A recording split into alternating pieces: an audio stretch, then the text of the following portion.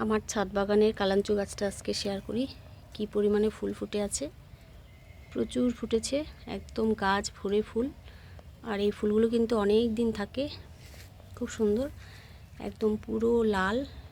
এই যে এখানে আমার দুটো ভ্যারাইটি আছে, একটা লাল একটা একটু পিঙ্ক। আর এগুলো গাছ করা খুব সহজ, খুব কম যত্নে লাগে, খুব কম যত্ন লাগে। যেরকম এই যে একটা ডাল কেটে যদি আমি বসাই তাহলেই কিন্তু গাছটা হয়ে যাবে। আর একবার যদি টবে বসানো যায়, একদম পুরো টব ভরে যায়।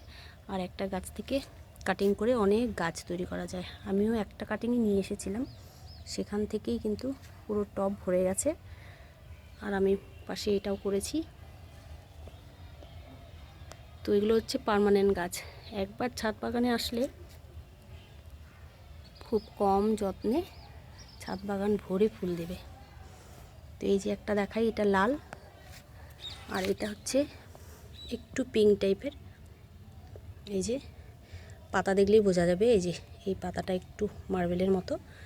আর এই গাছের পাতা কিন্তু একদম প্লেন, খুব কম পরিচর্যা করা যায়। কালাঞ্চু, হাইব্রিড কালাঞ্চু আছে, তবে আমার এই দেশিটাই বেশি ভালো লাগে। আর সবথেকে বড় কথা, যেহেতু কম যত্নে করা যায়। তো একটু শেয়ার করলাম, ভালো লাগলে সবাই লাইক করে দিও। টাটা।